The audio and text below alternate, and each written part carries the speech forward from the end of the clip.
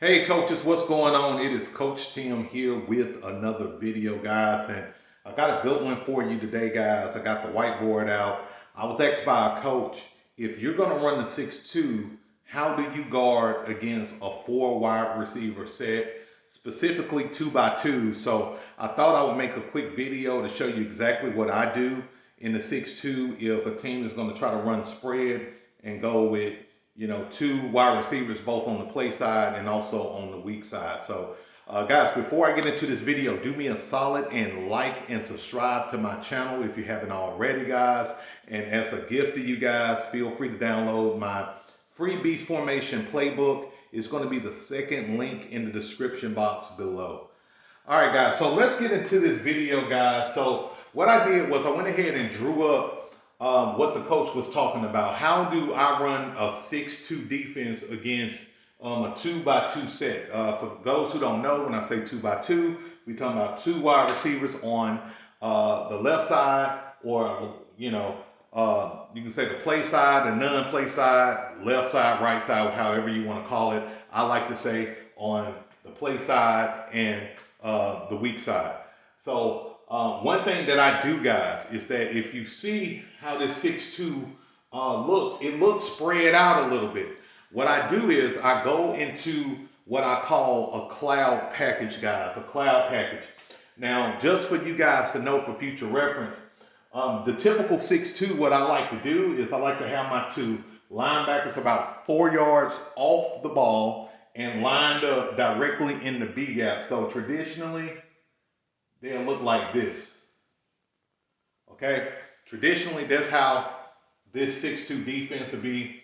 My two DNs, or I like to call them my outside linebackers personally, they'll be a little tighter, but they're always going to be on the outside of these slot receivers, or if it was like a wing back, they will still be on the outside of that wing back at all times, guys. So in this case, in this scenario, guys, we in a cloud package. So when I call cloud, what my middle linebackers do is they'll go back about 6 yards off the ball, and they'll go about 2 yards over to their left and their right. Okay, guys?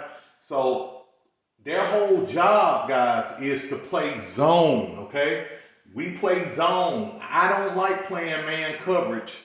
I don't like playing man coverage when it's like this, because in my mind, coaches want you to go man coverage, and they want to get your cornerback on the island with one of their best wide receivers.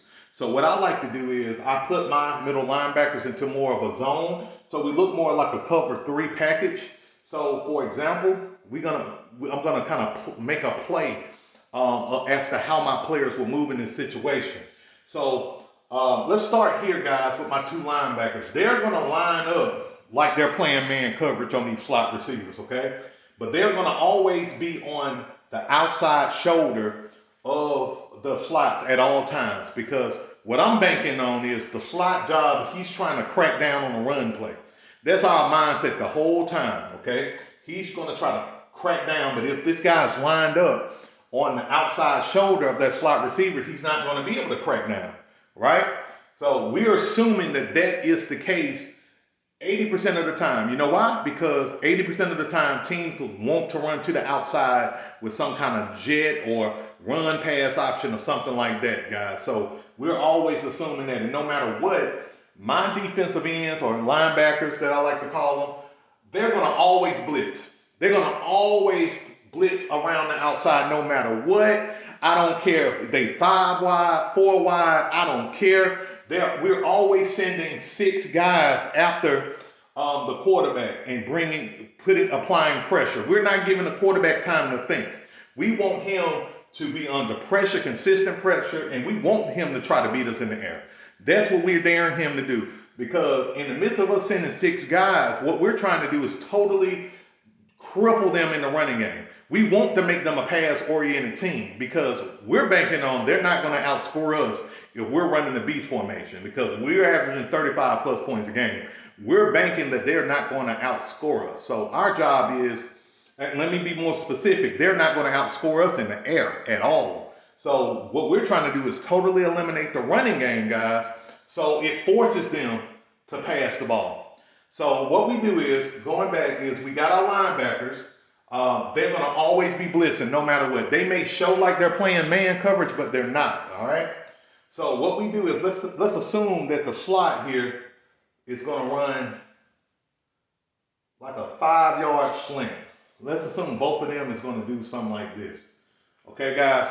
If they're going to do something like this, my guys know that, okay, they're going to pick up the slot. This is their zone.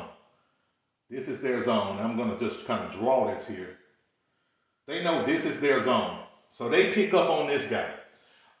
And what we want to do, again, is we want this quarterback scrambling for his life and throwing this ball up, okay? And let's just say their Z is going for a go route. And let's say this guy's going for some kind of, let's say some kind of like 10-yard post or something like that, right? Let's assume that this is what's going on. So basically what's happening, our cornerbacks right here, they're going to play man coverage, okay, guys? They're going to play man coverage. They are the only ones out here playing man coverage, our corners. So they're going to follow this guy on an island, okay? If this guy is running, if this guy running the slant, we got our linebacker going to pick up on this guy right here. Same thing here. And the free safety, okay, now this is where having a really good free safety, a really smart free safety is important, okay? What I teach my free safety to do is to always spy on the eyes of the quarterback, okay? His job is also to play, you know, of course, cover one or the back half of the field, guys, okay? His job is to play the back half of the field. However, I tell my free safety, read the eyes of the quarterback. So he's going back until he see that ball leave the hands of that quarterback, and he's going to respond to the side, okay, guys? What we're betting on is that this quarterback is under pressure, and he's going to either throw a deep air ball, not an accurate ball, a deep air ball to either this guy or this guy, okay, guys? So I know what some of you guys are thinking. You're like, okay, so what are we going to do with this running back here? What if he fake some kind of pass protection, right? What if he fake pass protection and he go out for a screen pass, okay? So this is where our linebackers come into play, our outside linebackers. This is where it's very vital. So we teach our outside linebackers to always chase. We say chase the beast, okay? Chase the beast or the running back, because my team is Ironman. You can tell by the logo. So we're like trying to go after the beast. We're trying to kill the beast, so to speak, right? So what we do is we'll have this, let's say this guy go out for a screen. What our outside linebacker is going to do, he's coming here, he's containing. If he see this guy coming out for a screen, he's going to pick up on this guy. He's going to pick up on this guy and stay on this guy, okay? So that's how that works. Let's say if they faking something and the guy come across, right? Same thing. Our linebacker is going to pick up on this guy, okay? And guard this guy. So that's what we're trying to do. So we want to apply pressure with this front six here at all times, guys. And I can just hear some of you guys saying right now, okay, well, something is vulnerable. What's something that's vulnerable in the pass game? Well, what I want you to understand is that my philosophy when I run my defense is I'm trying to totally cripple the running game, and I'm trying to make the quarterback life a living hell when it comes down to each play that they run. He's going to know that there are 6 guys coming after him, and he's going to have to get the play off fast, okay, guys? I personally think the 6'2" defense is really, especially on the youth football level, it is, to me, a beast at crippling offenses, especially these spread offenses that may only have 5 guys blocking, and they may have a running back there as extra protection. But if you got some talent and some speed, some athletes, send 6 at all times to create chaos. And what's going to happen is it's going to make that quarterback make mistakes.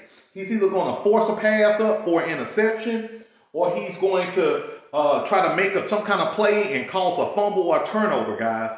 And if you teach you guys how to tackle right, how to have a good IQ with stripping the ball, like good things are going to happen for you. So my whole thing is, guys, I want the offense to beat, if the offense beat us, we want them to try to beat us passing the ball. We don't want them to ever beat us running the ball, because we know most teams are going to put up massive points by running, not by passing. So if my offense that run the beast, if we're averaging 35 plus points a game, that means that they're going to have to not only match 35 points per game, but exceed that passing the ball. Okay? So if we have a game where, let's say, a team's put up 14 points on us passing the ball and put 0 points up on the board running the ball, that's a win with us. Why? Because we're betting on our offense to really put up those massive points. And if they're able to get a pass off and, you know, their best wide receiver make a catch or something like that, I'd rather live with that opposed to them running it down our throats, controlling the clock, and we can't respond back. When we cripple a running game and we force them to pass, we got control of the clock. The clock gonna stop. They have 4 downs. We get back on we get back on the field on offense, and then we wreak havoc on offense and put up more points. And then you start seeing that lead just stretch. And that's what we want to happen, guys. All right. So guys, if you like this video, guys, do me a solid, hit that like button, guys. Subscribe to my channel, guys. If you want more of my defensive concepts and just kind of how I do things, just put it in the comments, guys. Let me know if you want to see more of this. This is my cloud concept, guys. I got about 5 or 6 other concepts. We got an Alabama concept, guys. Of course, our base concept. We got like a monster set, guys. We got a double dragon set. We got a lot of different things that, you know, we like to run. We got a set, you know, called Reaper. All of these things, guys, and it's all meant, at the end of the day, no matter what set we're doing, guys, it's the whole purpose of it is to cripple teams' run game and force them to pass the ball to beat us. If they beat us passing the ball, more power to them. But right now, I am undefeated running this defense, and I'm undefeated running the beast offense. So, you know, if they beat us passing the ball, they beat us passing the ball. But our bet is we're betting on stopping the running game and forcing them to pass the ball. So that's kind of my philosophy with that, guys. So that's it, guys, for this video. Again, don't forget to hit that like button and subscribe to my channel, guys. And don't forget, please be great, have fun, and beast out, guys. Peace.